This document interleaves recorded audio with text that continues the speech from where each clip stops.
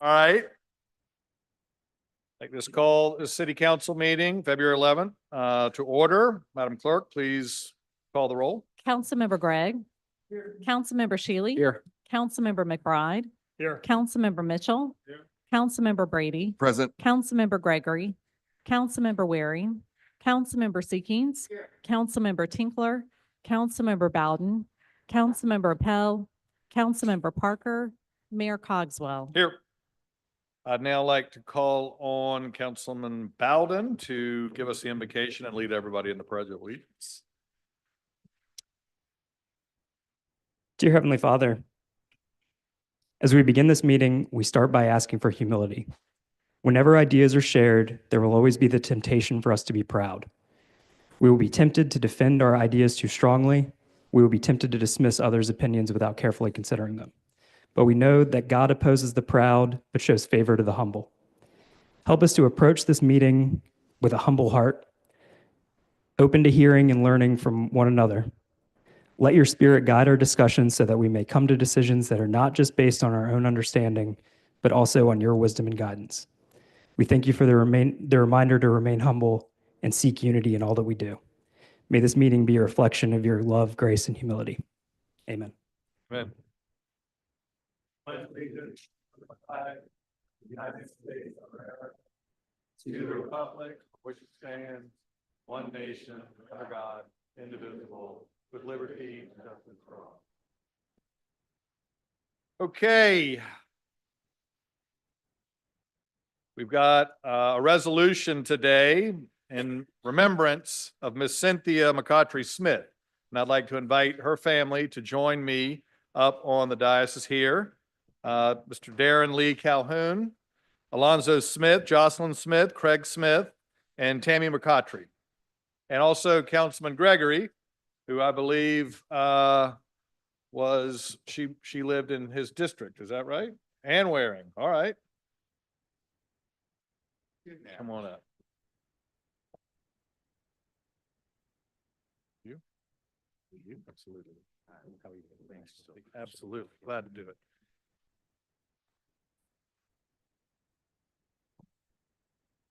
Okay. Whereas the city of Charleston honors the life of Cynthia Elizabeth McCautry Smith, known as Cindy, who was a dedicated educator, volunteer, and community leader. And whereas born on December 27, 1922 in Charleston, she was a devoted wife to Alonzo Smith and mother to Alonzo W. and Craig H. Smith. And whereas she spent 36 years shaping young minds as a teacher at Avery Normal Institute, Archer Elementary, Sanders Clyde Elementary, and Julian Mitchell Elementary. And whereas Mayor Joseph P. Riley recognized her for her dedication to Charleston students and schools. And whereas Cindy was an active member of the Kappa Alpha Alpha sorority, Alpha Kappa Alpha sorority, the Lynx, and the Phyllis Wheatley Literary and the Social Club. And whereas she volunteered with the American Cancer Society, Moja Arts Festival, the Heart Fund, and was a longtime blood donor for the Red Cross. And whereas she served on the board of the Low Country Aid to Africa campaign and was devoted member of Zion Olivet Presbyterian Church. And whereas Cindy lived by the motto, bring God, sunshine, friendship, and happiness into the lives of others, and you cannot keep it from yourself. Now, therefore, I, William S. Cogswell, Mayor of the City of Charleston, on behalf of all of our citizens, hereby extend to the members of her family this expression of sincere regret for their loss and hope that they will be consoled by the memories of her fine life and achievements.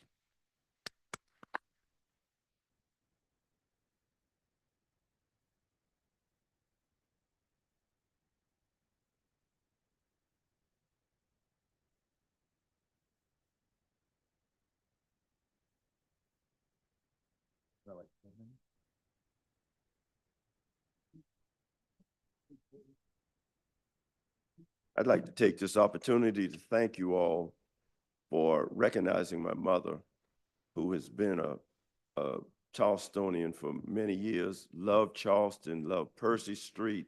She just loved people. And I know she's just beaming with joy looking at us now, recognizing her, because one of the main things she says is, let the work she's done speak for me. And I think that's appropriate here. Thank you all very much.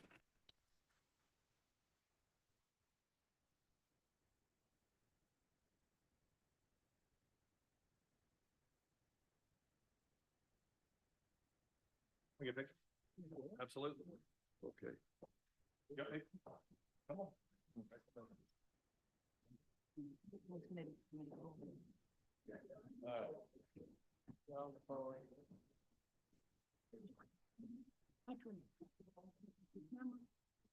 got a camera? I'll go on this side. More people in the middle.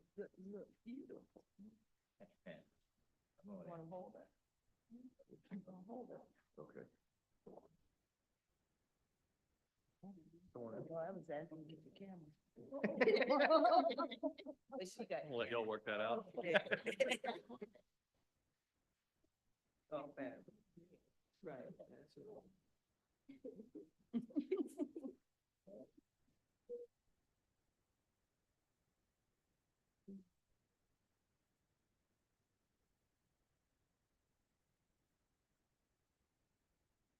One more? All right.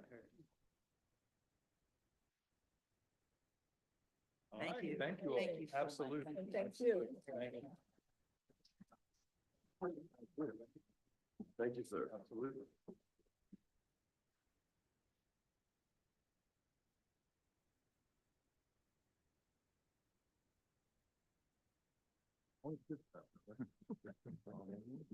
Yeah, right.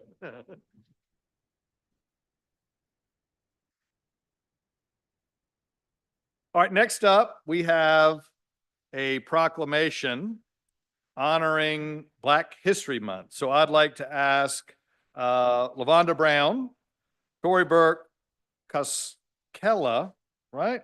Got it.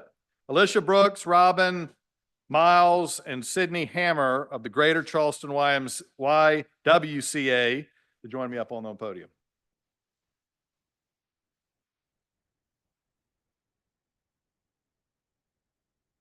Get the name all right? Yes. Okay, all right.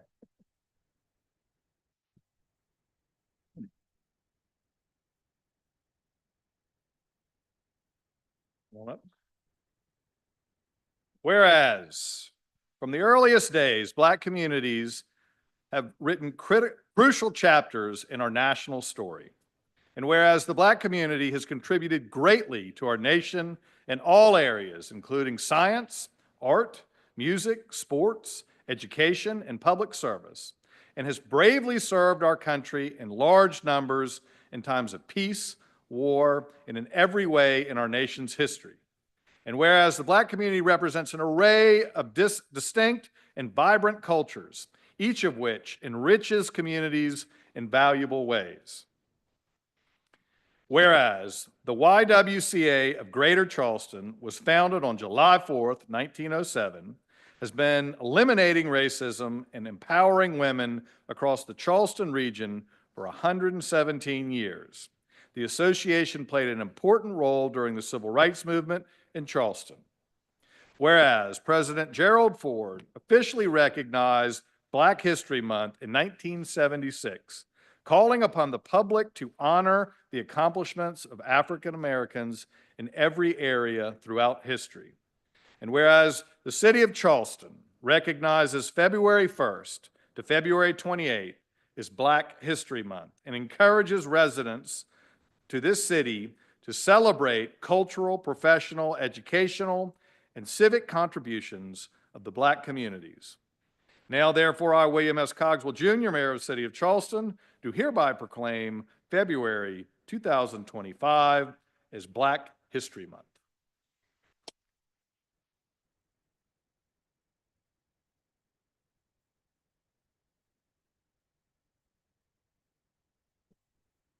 Okay.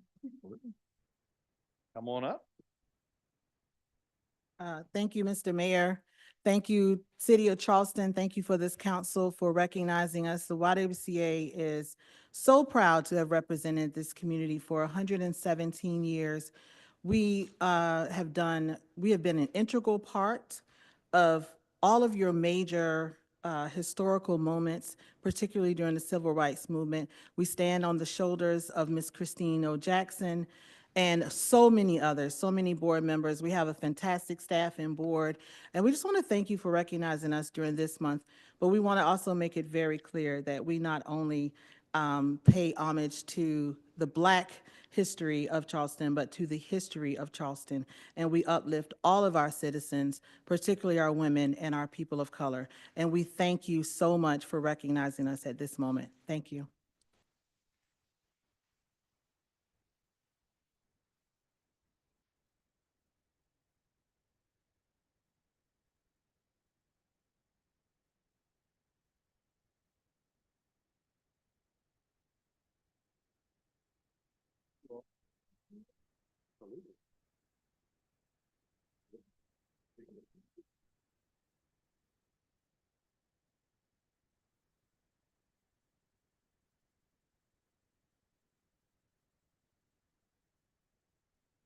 We have one more proclamation tonight recognizing the South Carolina Arts Advocacy Week.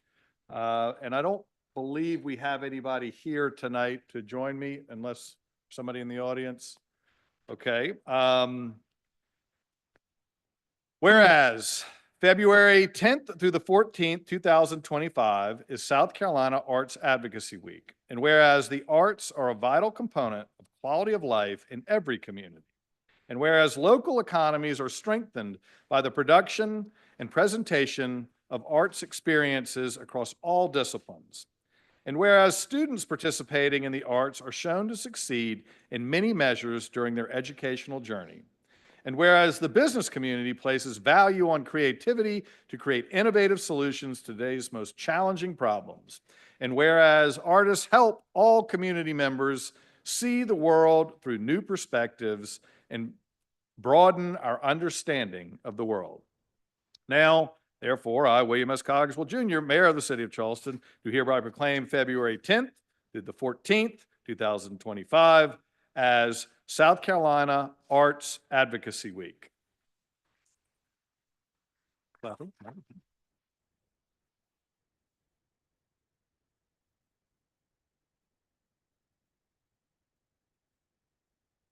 Okay.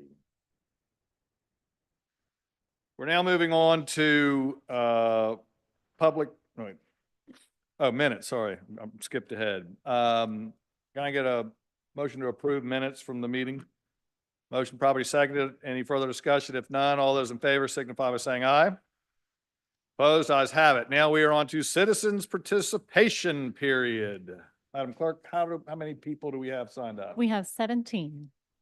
17. All right, we got a lot of people tonight, so we're going to limit it to 1 minute.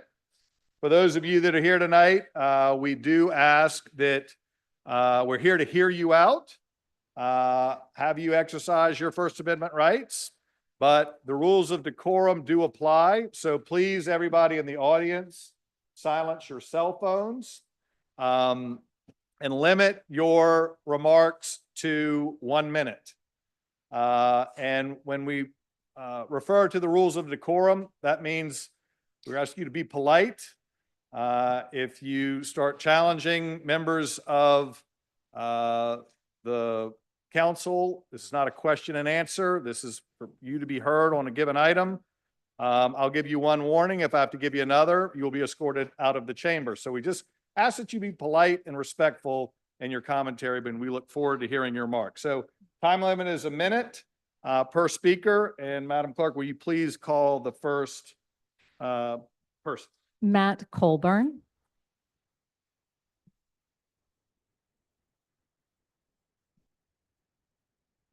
I'm here tonight to speak in solidarity with the Charleston 7 and ask that the charges be dropped because protesting is not a crime. And despite the racist rhetoric coming out of DC right now and agenda, no human being is illegal. They had every right to protest that night. I commend them for their bravery. Charleston did not have a right to assault these protesters and brutalize them and arrest them on trumped up charges.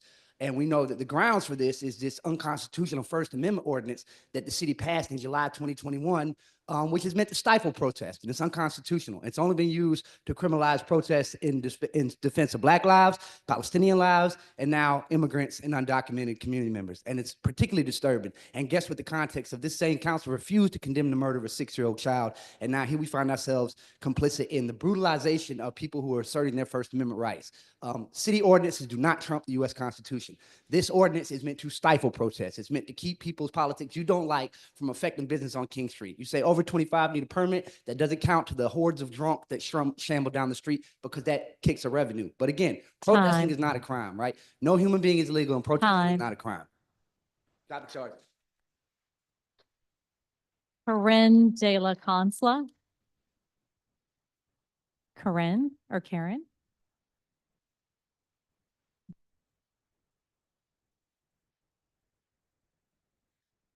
Good evening. My name is Karime De La Concha. I'm here today as one of the Charleston 7. I was wrongfully, aggressively arrested for protesting mass deportation laws. Just to get to the point, on January 29th, February 3rd, we protested because enough is enough. Immigrants in our community deserve safety, dignity, and the right to exist without fear. Instead of addressing these injustices, the city chose to arrest us for speaking out, but we refuse to be silenced. We demand that the charges against the Charleston 7 be dropped. We demand the repeal of the First Amendment demonstration ordinance, which criminalizes freedom of speech. We demand that Charleston refuses to collaborate with ICE and establish clear, transparent policies within the city and the police department that outlines how you will protect all residents so that families are not afraid to send their kids to school, go to the grocery store, or even go to their workplace. Charleston has the power to do what's right, to protect its people, not punish them. And I have lived my whole life knowing that this system stole my father from me, and I will not stand by while it happens to someone else. If you think, the choice is yours.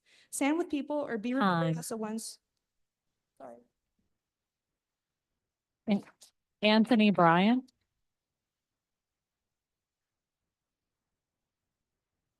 Let's be clear.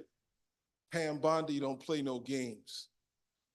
She just put out an an order on October 7th, 2023, and any anti-Israel, anti-Semitism comments, written, email, social media, you can possibly go to jail. You can face some serious time in federal prison. Remember Geronimo Pratt and Tupac's mama and all the Black Panthers who languish in jail forever. As you think in terms of what you doing with this administration, they ain't playing no games. So don't you be playing no games with your future and your life with these assemblies. You will be sitting and rotting in federal prison forever. So when you proceed, understand the consequences of your said behavior. History proves you can be right one time and wrong forever. You're young people. Time. And you better be smart about what you're doing. Sherry Brown. Note on decorum, not trying to be difficult here, folks, but there's no applause. If you want to snap or do a quiet applause, welcome to, but that is part of the rules of decorum. Sherry Brown.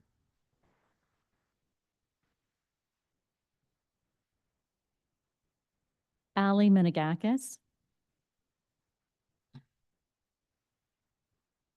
Good evening, Ali Menegakis. I'm an attorney. I'm also the executive director of South Carolina for Criminal Justice Reform. I took on 6 of these protesters that were arrested pro bono because I'm very concerned. We have a history in the last 5 years of really silencing certain types of speech. But what I think the city should be concerned about is future civil liability. The last thing that we want is to have a young person, and mind you, all of these people that were arrested were very young with no history, one of them getting hurt or worse. It's cancel culture. And what we don't want is the city of Charleston to be canceled when our industry depends on tourism. Tourism that for weddings, bachelor parties, they could go 60 miles south and go to Savannah instead. What I would suggest is that this council come up with a First Amendment committee to work with a liaison to work with these activists to have a peaceful way to protest, expediting permits, and making sure that we have a free, safe speech zone for activists. Regardless of how you feel politically, the next 4 years, there's going to be a lot of controversial things happening. People are going to want to go out and exercise their First Amendment. We need to Time. make space for that. Thank you. Autumn Waddell.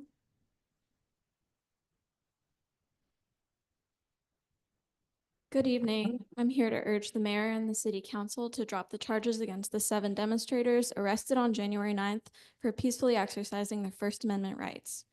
The First Amendment demonstration ordinance your constituents are facing charges under is blatantly unconstitutional, and the manner in which this ordinance was passed in an emergency meeting with no public comment allowed was undemocratic.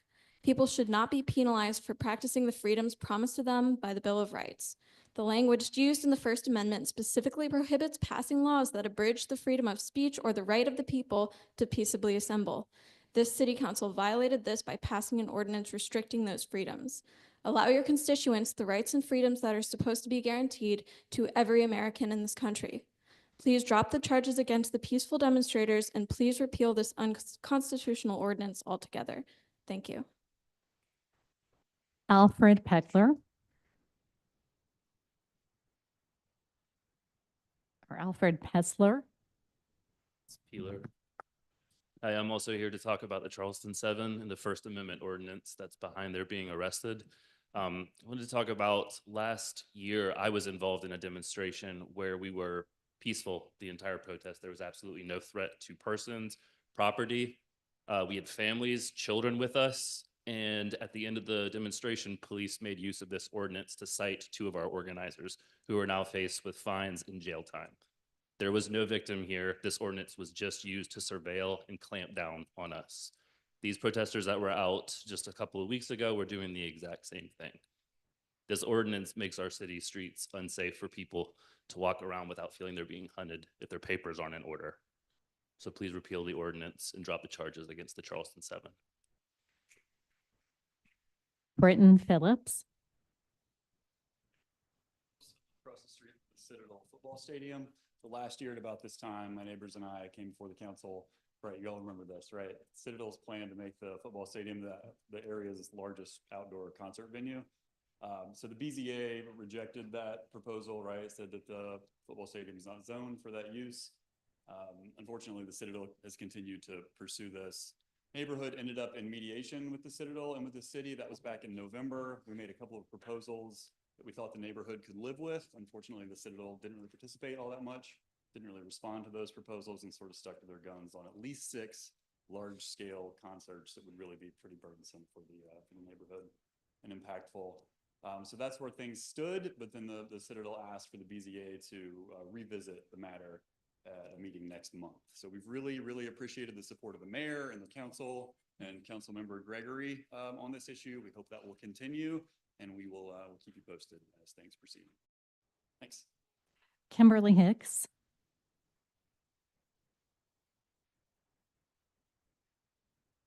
Kimberly Hicks. Robert Farrell. Good evening, y'all. Mayor Cogswell, Mayor Burgess of North Charleston said to say hello. I'm here to protest against the Charleston 7, but considering we have so many people already doing that and I only have 1 minute, I'd like to talk about the housing crisis instead, because I was homeless for 6 months last year. As factors such as gentrification and climate change continue to increase in the Low Country, more and more people in the holy city of Charleston are finding themselves homeless. I know this because I was homeless for 6 months last year.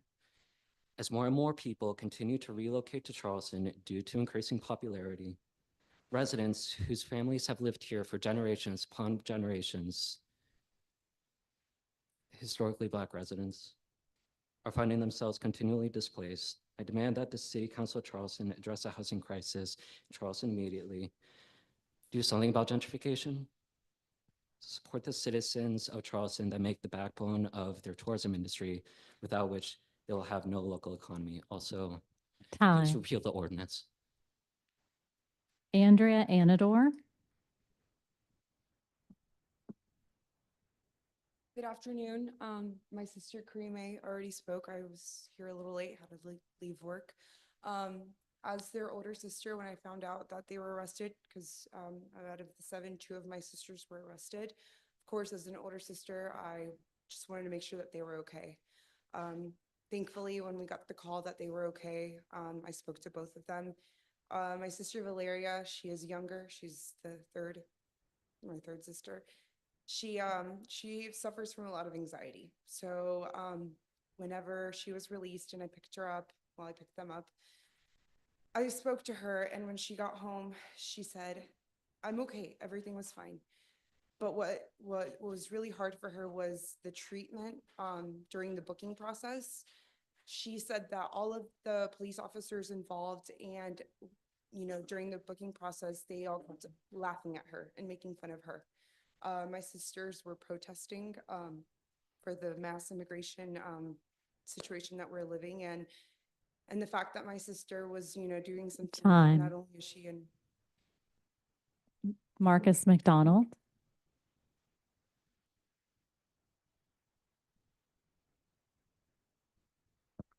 Hello, my name is Marcus McDonald, lead organizer of Charleston Black Lives Matter. I grew up in a deaf household. Both my parents are deaf. That's why I have the shirt on. So I can relate to children who had to translate for their parents. That's why I relate to a lot of Latino folks who stood and spoke before me and speak after me. We must create safe spaces for them. And I'm speaking in solidarity with the Charleston 7. I know many of y'all travel for work. What if it was illegal to travel to where you need to do for work? You wouldn't like that, would you? So please show some humanity to the people who are working hard to provide their families, to build up a lot of the homes that y'all make money off of as real estate developers. And I'll say this as well. I don't abide by no fugitive law that I remember somebody in higher government has been talking about, because I remember when it was fugitive black codes, since we're on Black History Month, where they would rat out black people, okay, and we send them off. So no, I don't care about what people say as far as this fugitive code. I'm gonna stand by my black and brown sisters and brothers and everything in between. And in 2021, before some of y'all was on council, a lot of y'all colluded to create this anti-protest law. And beyond it being unconstitutional, it's not to America's founding. America was founded in protest. Time. And the rights that we have today were built out of protest. So please reverse the law. Thank you. Happy Black History Month. Kirby Brooke.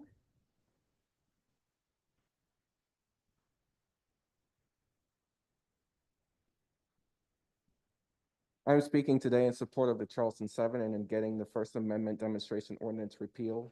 I have been present at both the peaceful protests that made this ordinance exist in the first place and the most recent one where the Charleston 7 were brutally arrested. The ordinance was also used against peaceful pro-Palestine protesters in October.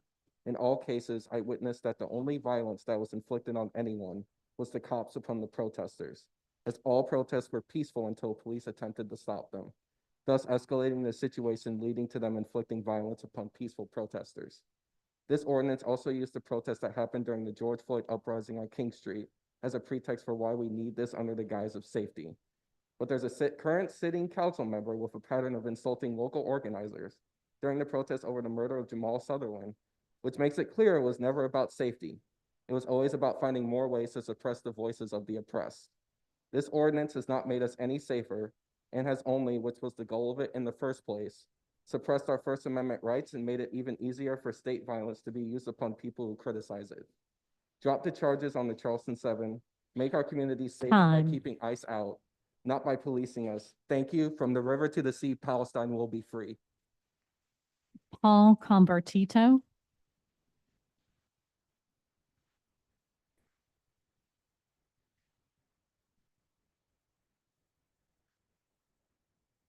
Paul Convertito, resident of River Road area. This represents the space between safety on River Road and ending up in a culvert about 4 foot deep. There are many areas on River Road that have a 6-inch white line that separates them from safe travel to ending up in one of these 4 foot ditches.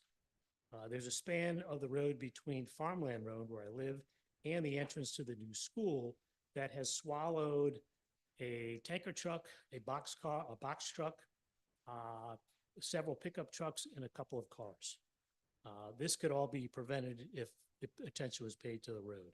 In addition, the DOT has found it necessary to pave River Road, which we thank you for, but it has turned it into an excessive speedway because they now have a majority of that road as a passing zone. There's no room for passing zones on River Road. In addition to that, Time. thank you. Susanna Hinkle.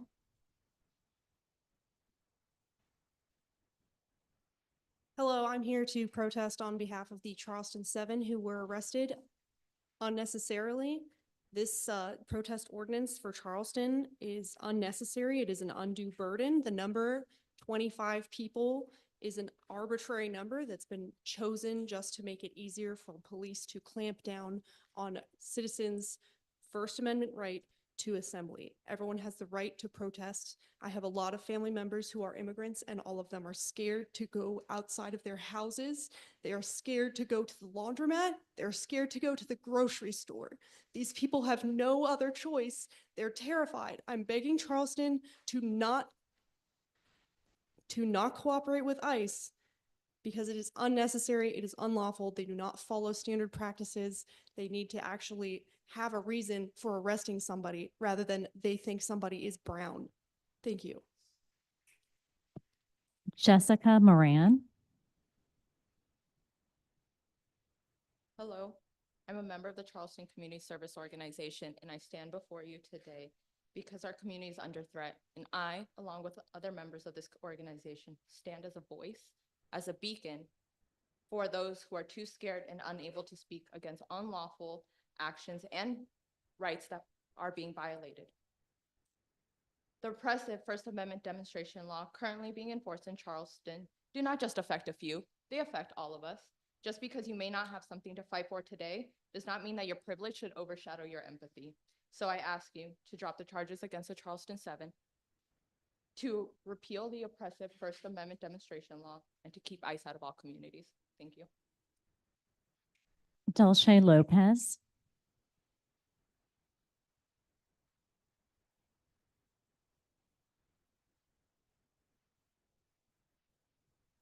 Hello, everyone. My name is Dulce Lopez. I came to the U.S. 20 years ago, and I've been calling Charleston my home for 20 years. I went to school here, elementary, middle school, high school, and well, unfortunately, I had to leave for college to other states and then come back. So I'm here today asking you to please drop the charges against the Charleston 7 who were protesting on January 28th. And the reason I'm requesting this is because I believe that these people were expressing their First Amendment right in solidarity with the immigrant community in Charleston, who were big contributors to our economy, our culture, and it's just basic humanity to allow people to represent their voices. And unfortunately, some people who are coming from mixed status families, they are fearful to come out and protest themselves. So they're also afraid of the city of Charleston, the Charleston County Police Department from collaborating Time. with ICE. So it's just a respectful ask that you collaborate with our immigrant community and also support the First Amendment right. Thank you. All right, and those were all the speakers that we had signed up. Were Sherry Brown and Kimberly Hicks here? Sherry Brown or Kimberly Hicks? All right, we did receive some comments online. One comment was received from Pamela Gage saying that housing development on Maybank Highway since 2020 had led to increased traffic, reckless driving, fatal accidents, and drainage issues, and that it was imperative that future development be stalled until infrastructure issues were addressed. One comment was received from Zach BCD saying that the contract system for Petticoat decals limited investment and entrepreneurship, and that the current method is rife with inefficiencies and bureaucratic red tape that prevented any new startups. One comment was received from Brittany Pittman asking that council ensure traffic mitigation measures are taken before the new school is opened on River Road, as the roadway is dangerous and not equipped to handle increased traffic. And 3 comments were received from Mr. Bryant, and those were sent to council in full. Thank you, Madam Clerk. All right, petitions on to petitions and communications. I have 3 updates that are not on the agenda that I just wanted to make you all aware of. No action is needed on these, but I do have a meeting scheduled with the county regarding our offer for 995 Morrison Drive on Tuesday, February 25th. I'll keep you all apprised of how that conversation goes. That's at noon. Also wanted to just remind everybody that at the community development meeting on February 20th, we will be giving an updated presentation regarding the Rapid Housing Initiative to address the rising homelessness issues we have here in the city. So I urge anybody that is available to come for that meeting. I think we've listened to a lot of the input from the community and particularly from the council members. So I'm optimistic that we will have a productive conversation then. And then finally, wanted to get on y'all's calendar. This is important, guys. Charleston Day in Columbia. We're doing it again this year. That will be on April the 2nd. So we'll be going up with CBB and other groups to Columbia, meeting with legislators. And so really excited about that happening again this year and invite you all obviously to attend. All right, moving on. We have a very important item here regarding our one and only Ms. Copeland, Julia Copeland. This is appointment for her as corporation counsel. This is one thing we caught in our review of various languages and ordinances related to the reorganization. We never actually, I guess, ratified you as corporate counsel, which is required by city council. So can I be entertain a motion? I know there's gonna be a lot of debate on this. Is there a resume included here or something? There's actually a PowerPoint. Okay, there we go. Thank you. Story of her life. No, in all fairness, so we have a motion properly seconded. All those in favor signify by saying aye. Opposed? Ayes have it. All right, we are now moving on to a presentation. Yeah, let's give her a round of applause. Next item we have is a presentation from Janet Schumacher, the city's ADA coordinator on the city's Commission on Disability Issues and our 2025 initiatives. Ms. Schumacher? Thank you. I staff the Mayor's Commission on Disability Issues, but we have some commission members here with us tonight. We have Ron Peretra, who is our chair. We have Michael Drohan beside him. We have Alex Jackson, who is our vice chair. And unfortunately, Marka Rogers got stuck in traffic and couldn't get here, despite her best efforts. The other members of the commission are Daisy Francis, Bonnie Gilreath, Amy Hatton, Troy Hemphill, Jane Mattingly, Annette Nielsen, Maria Saxon, Michelle Scott, Marnique Strickland. And we almost always have an ASL interpreter with us in the room. So this list that we've put together is a list that the commissioners created and the commissioners have prioritized what's important to them. So Mika's gonna flip the switch for me. So when you see me making signs across the room, that's what I'm doing. Most of us know what a person with a disability is, so we think, but believe it or not, the third one there is people who do not have a disability, but are regarded as having a disability, such as Mikhail Gorbachev, who had that port wine stain on his head. He was frequently considered a person with a disability and treated like that, apparently. It was, of course, Russia, so I can't explain that part, but it does happen. And we have to watch for that. We also have to watch for people who are associated with people with disabilities to make sure that they are not also denied their civil rights. The second slide says, how does the ADA apply to the city? Yeah, please. Title II of the ADA covers access to programs, and a program besides, any event is also the fact that we have sidewalks that are programs and things like that. The number 2, Title II, is not covered in the building code. So while you think the ADA should be covered and should have been covered since 1990 by the building code, that's not always the case, and we have to be aware of that factor as we go. We also need to make sure that people can get in from the car or their bus ride or the right-of-way to an accessible route, 60% of which have to be accessible, and they need to be able to be used independently. The overarching goals that the commission's put together is to make the city as compliant as possible and perhaps even going beyond the bare minimum, which we already have done. There's a zoning ordinance that was here before I got here that says that all accessible parking places have to be paved. So the city has already set an example of that. We also need to continue to have educational efforts for local businesses about their ADA compliance.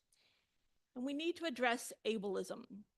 And ableism is increasing empathy and not sympathy. Putting in a ramp instead of picking up a person in a wheelchair is empathetic. And how do we accomplish the overarching goals?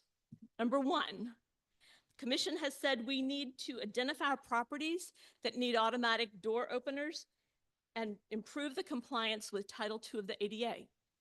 Number 2, we need to figure out and make sure that all the parking is ADA compliant. We have a lot of parks that just sprung up and, organically, and we haven't probably paid as much attention to them as we should. 3, we need to work with the Gilliard Center to make sure that one bathroom on every floor has a push button. That again is Title II, because providing bathrooms is a program that we do. And we're hoping that when the carpet goes in next at the Gilliard, they will take out the padding. 4, we're going to work with city staff to improve basic knowledge of ADA requirements, to assist in educating the public, just basic stuff. Staff is usually more than willing to help out on any occasion. Number 5, collaborate to find a way to get up the stairs or to give information as to how you can at both there at White Point Garden and number 6 at the waterfront park. There are stairs that we just need to sort out what's the best solution.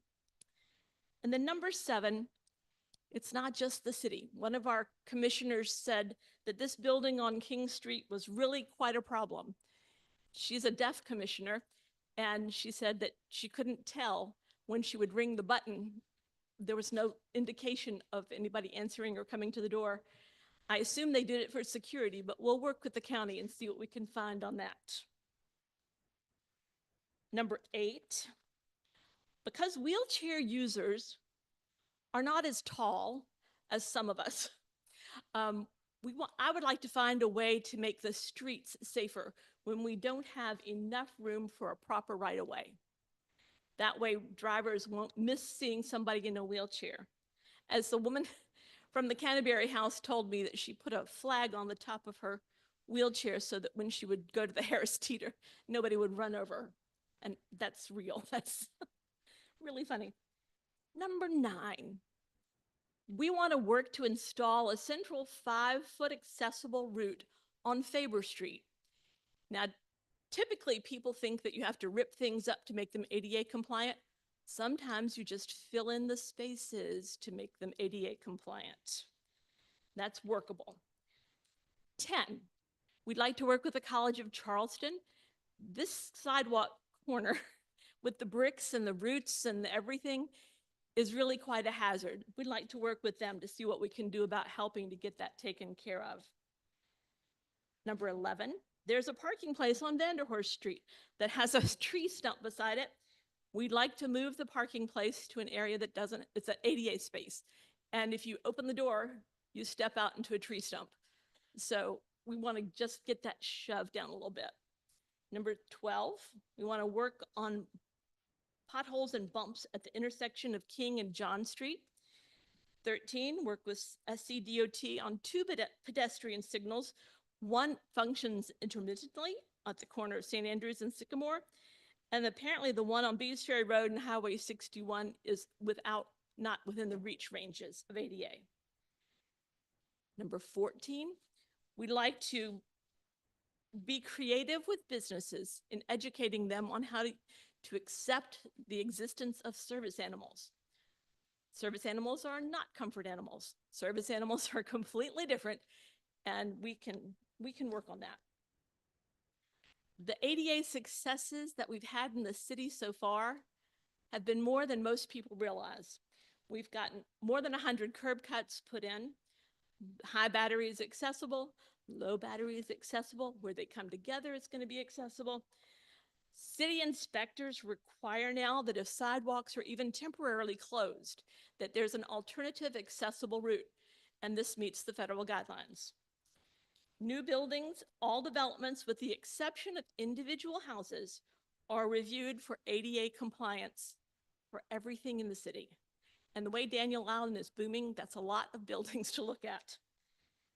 We offer effective communication. ASL is offered throughout the city, usually upon request, sometimes as a matter of rule. Traffic and Transportation installs residential accessible parking on request, and there are multiple ADA accessible spaces already on the city streets of Charleston. Special events such as Piccolo and Seaweek, they're all reviewed for ADA compliance. And lastly, there is a grievance form. It's on the city webpage, and if there's a problem with anything, fill out the form, send it in. It gets looked at by me within 24 hours usually, sometimes faster. And the last thing I want to say is that y'all passed the money for Broad Street to have the Bluestone reset this year. That is the most fabulous thing in the world. I thank you very much for that. Do y'all have any questions? Yes, could we get a copy of your PowerPoints pushed out to us? Absolutely. Thank you so much. That's a great report. Thank you. Thank you. I'd like to thank you for all the work that you do.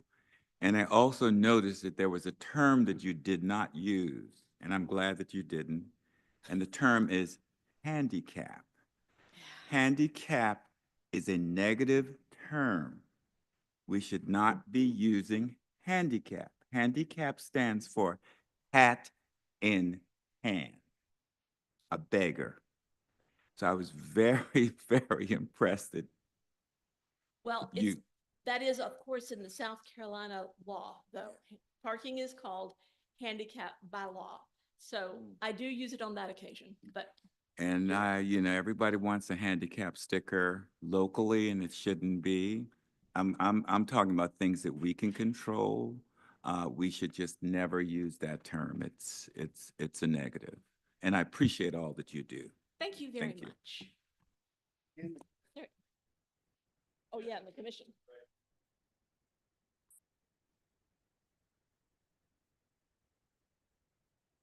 No kidding. I'm so excited about that. I can hardly stand it. You want to stay?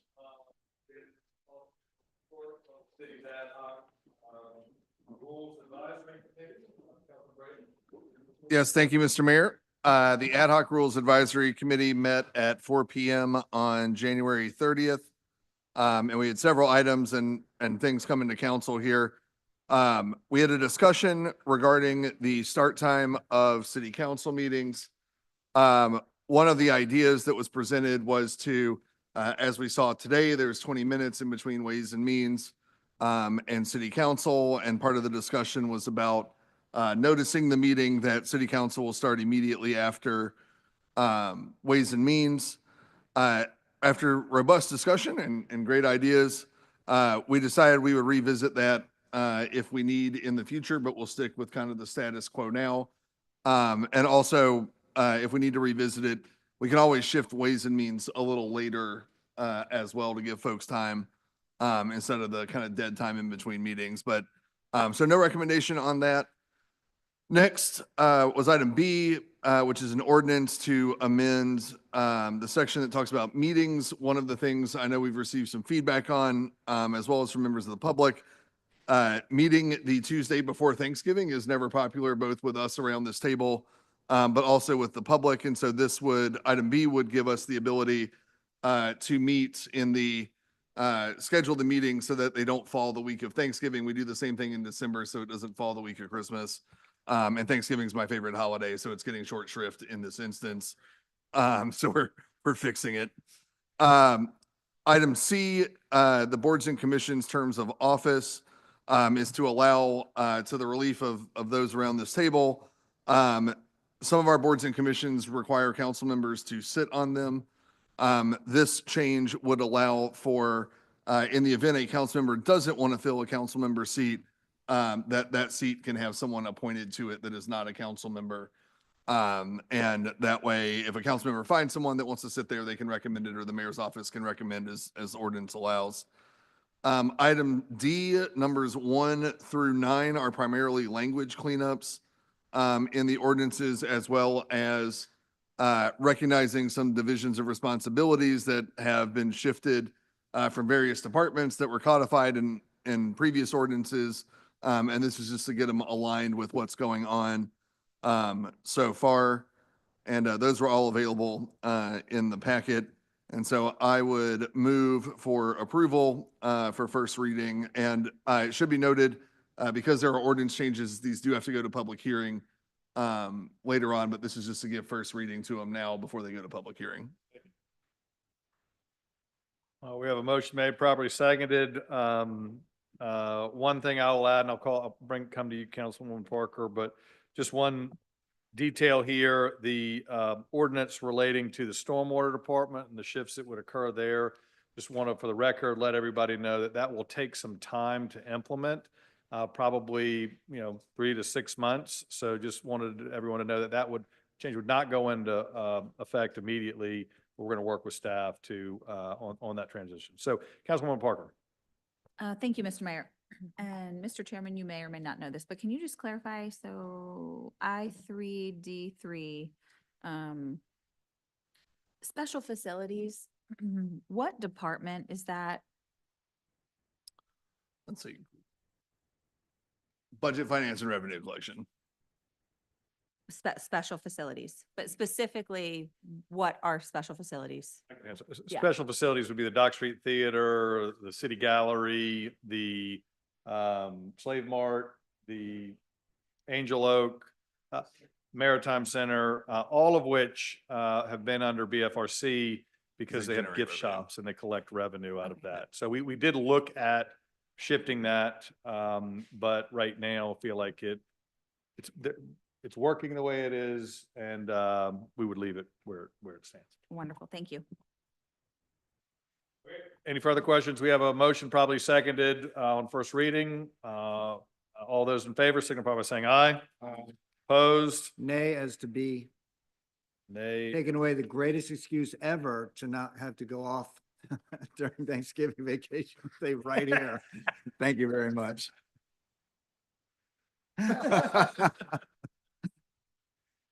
Okay, you're confusing me. All right. Now on to, there are no further discussions there on council communications. Call on Councilman Gregg. Yes, thank you, Mr. Mayor. So I am asking for a modification of the Harper Track PUD. For those of you who might have been around in 2001, I don't know who that is, but the Harper Track PUD was a PUD originally approved 548.7 acres off of Clements Ferry Road, originally approved in 2001. We amended it in 2005.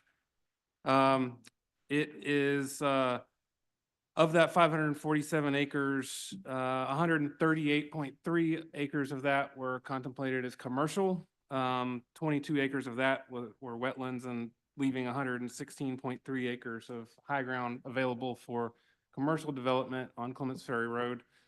In the city plan or in our master plan, that's shown as city center. So I think that we had thought that would eventually be commercial development in our city plan as well. So I would like to make a motion that we amend this PUD to eliminate residential development in these areas that were originally zoned as commercial. So if we could get, I guess my motion would be that we get staff to modify this PUD and send it to Planning Commission to eliminate residential development in these commercially zoned areas within this PUD. Is that clear I enough? second it. So we have motion made, probably seconded. Any further discussion on this? That just means it gets sent back to staff and then to the planning commission before it comes in. Okay. Okay, all those in favor, signify by saying aye. Aye. Opposed? Ayes have it. All right, we're now on to consent agenda items. We have no action needing to be taken on the Committee on Special Facilities. And now moving on to Councilman Waring for his committee report on Public Works. All items on the published agenda that you have in front of you, actionable items passed unanimously, and I move the adoption of the report. The motion made, probably seconded. Any further discussion? If not, none. All those in favor signify by saying aye. Opposed? Ayes have it. Councilman Gregg, you have your mic on, just FYI. Oh, thanks. All right, moving on, I'd like to call on Councilman Seekings to give us some committee on traffic and transportation. Thank you, Mr. Mayor and fellow council members. We had the longest meeting we've ever had at TNT in my 15 years here last week or the week before. There's a number of items on there, some of which have been dealt with, but I think we need to report out a few of them. We did authorize low-line funding, project funding, and I think that came through Ways and Means, the City Council. That's already been approved. $50 million. 15 million, I think is right. I don't think it was, I think it was 15. We authorized the mayor to sign a license agreement with the State Ports Authority to use a parking lot for food and beverage service employees. I believe that process is still ongoing, getting that up and running. There's still some details to be worked out, but sooner rather than later, it looks like we'll have some relief for people in that industry. There was a resolution supporting the Charleston County Better Bridge North Bridge application for the USDOT RAISE grant that passed as it did through council. We had a discussion on golf carts on multi-use paths, potential action. We did not take action. We are going to take it back up at our next TNT meeting, which is in 2 weeks. And in the interim, we've asked for recommendations to come through staff and anybody else who's got an idea about how we deal with that. You all saw we had a very large number of comments about that in our emails today from the clerk. So that will be taken back up at TNT in 2 weeks. And Good progress on that front, specifically as it relates to the area around Shadow Moss, yes. excellent. Keep up the good work. Thank you. We adopted formally, as we'd already done before, restricting bicycles on the Battery Seawall. We requested support and we got it to apply for a Bloomberg Asphalt Art Grant, which if that comes through, will be used to make the areas on the Charleston side of the bike ped bridge more safe and beautiful, I guess. We had a request to approve the increase in daily meter bag fees from $18 to $27, which brings us in line with what the hourly fees otherwise would be. That passed unanimously. We had, and you've probably either read about it or seen it on your TV screens, quite a long and robust conversation about parking meter installation and our purveyor Flowbird. Just to give you a couple of facts and figures, we signed a contract with Flowbird 2 years ago to take over the changing out and administration of our parking meters, of which we have plus or minus in the city, all of which are on the peninsula, 1,400. In the 2 years since that contract was signed, of the 1,400 that were to be replaced, 700 as of the meeting were replaced. And on that day, of those 700, 300 of them were out of service. So out of the 1,400 that were supposed to be up and running pursuant to our contract, there were 400 operational as of 2 Tuesdays ago. I think it's fair to say gave Floberg a piece of our mind. They were here. They heard us, and they have made a commitment that some of us think is ambitious to say the least, but Mr. Somerville tells me that he's been receiving a lot of equipment lately to have all 1,400 meters installed with batteries in place, working batteries, up and running and functioning no later than March 1st, not of 2027, but March 1st, like this month. So more to come on that. We'll see how that goes. Yep, sure, please. Councilmember Gregory, you were there. Are we going to be compensated when our meters aren't working?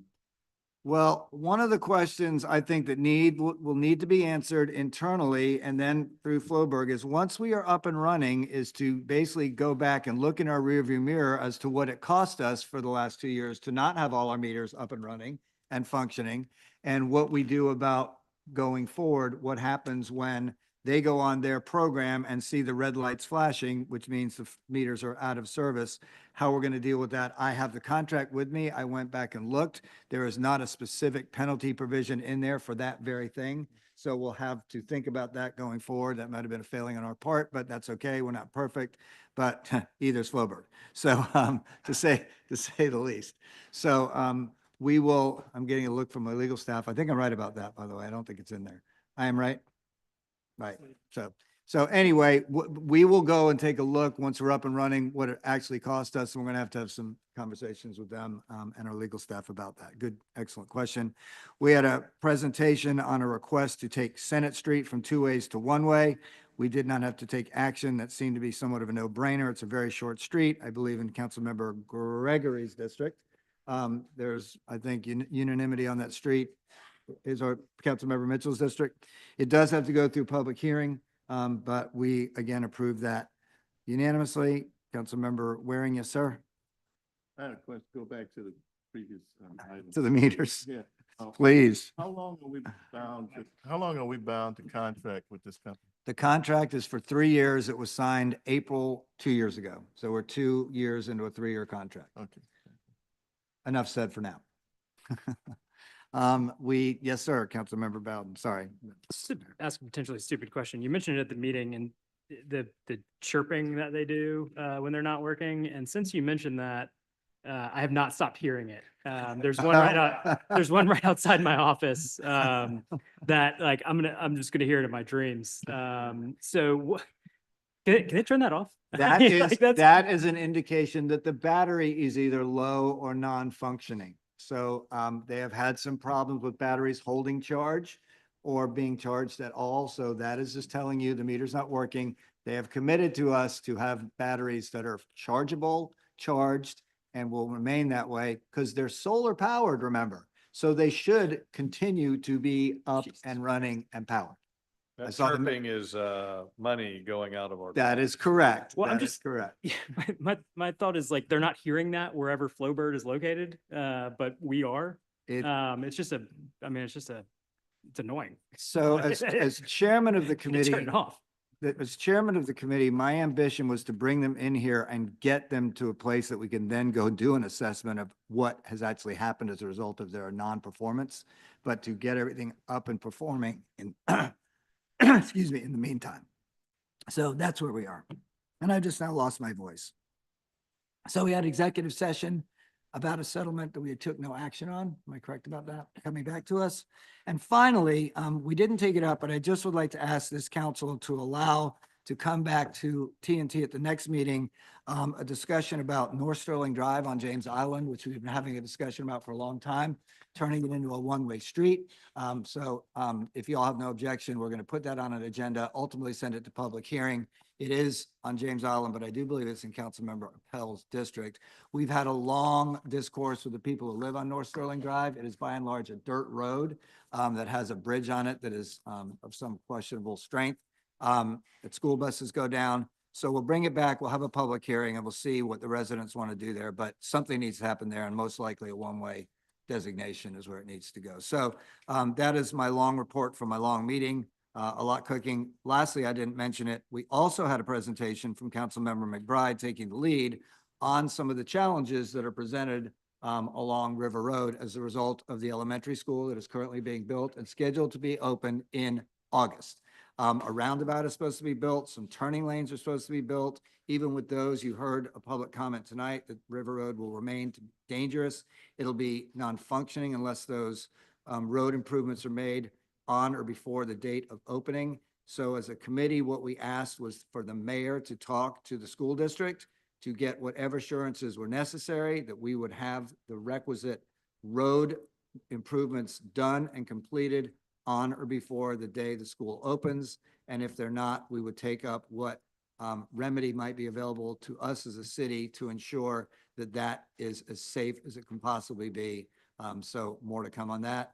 And the mayor, if he has a report for us, great. If not, he'll give it to us at our next TNT Do you meeting. wanna- Or perhaps Councilmember McBride. Across his committees here, but to Councilman Waring for the Public Works, saw that email about when Mike Saya from Charleston Water System briefed us a few months ago on the leachate truck.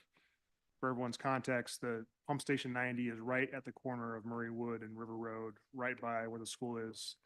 And we had talked about when he came to Johns Island Council, Mike Saya from Charleston Water System. Just to be clear, it's not a Charleston Water System truck that wrecked or the leachate truck. It's contracted out. But we had talked about trying to change their routes so they don't have to travel on River Road in addition to the other traffic that's going to be there. So I'm just asking if you can engage with Charleston Water System on that. Be happy to do so. Do it tomorrow. I got a comment too, but go ahead. Councilmember Parker. Thank you, Mr. Chairman. And just for context, I mean, I think it's wonderful that the city communicate this to the residents. But again, whose roadway is it and who is responsible for putting the roundabout in? Are we talking about North Sterling Drive or River It- Road? it's Road. State Road. State Road. DOT. And I've had a very productive meeting with Chief Operating Officer since our TNT meeting, as well as Superintendent. It is a tight schedule to get this thing delivered. What we've offered is our help to work with CPW, with DOT to get the approvals necessary so that they can meet their timeline as much as we can. But if they don't, I mean, we've been pretty clear that the school, that thing needs to be in place before the school can open. And so I think they understand that. Everybody's rowing in the same direction. And we'll keep you all abreast of any developments. So Okay, thank you. But just like who's building the roundabout? DOT. DOT. Okay, thank you. Well, the contractor for the school is doing it with DOT approval, excuse me. So I think that about covers it. That concludes my report. I would ask for adoption, and a lot of those items are ongoing. You'll hear more about them sooner rather than later. Second. Motion made, probably second. If no further discussion, all those in favor, I'm sorry, Councilman Gregg? Oh, yeah, sorry. Okay. Motion made, probably seconded. All those in favor signify by saying aye. Aye. Opposed? Ayes have it. Now let me call on Councilman Gregg for his report on Ways and Means. So moved. Second. Ooh. Motion made, probably seconded. Further discussion? If none, all those in favor for approval signify by saying aye. Opposed? Ayes have it. All right, we're now up for second reading. There are 5 bills, 5 items up for. Move to second take 1 reading. through 5 together and move their approval. Okay, we have motion made to take 1 through 5 and for approval. Love that. So we have to vote twice or? All right, all those in favor signify by saying aye. Opposed? Ayes have it. That's a great motion. That was the first one I've heard where you package them. Yeah. Are there no bills up for first? Oh, wait. We have. And I would third- move to take 1 through 5 and move for third reading and ratification. Yeah. We have motion properly made and seconded. If there's no further discussion, all those in favor signify by saying aye. Opposed? Ayes have it. Now, I'm going to speak slowly. While you're doing that, Mr. Mayor, and sign quickly. Got a question? Mr. Mayor, while you're doing that. Yes, Councilman Mitchell. I would like to thank, Councilman Waring. I had, some residents of mine on the Garden Hills community that was having problems with their water. But didn't have water for 3 days. And, they called me and, said, you know, they didn't have water, people didn't have water, they couldn't do anything with water. So what I did, I called my colleague, Councilman Waring, and informed him. And he asked me to give him a telephone number, and he called and he had the people from the water company to go out and fix it. And they found it was a water main break there. And all that time, the people was out of water for 3 days in that particular area, but they got it fixed. They came out on a Sunday, Saturday night into a Sunday, and repaired it. So I want to thank him for doing that in that area for the people. And they was really appreciative of getting that done because they didn't have water at all in that area. I want to thank my colleague for the comment, but I got to tell you, that teamwork works. We reached out to CWS and they got their people out and showed us. This is during the period of time when we had the snow and the ice and pipes were breaking. It was a 6-inch water main that was broken. And you had about 8 people that was without water. One of them had just had a baby.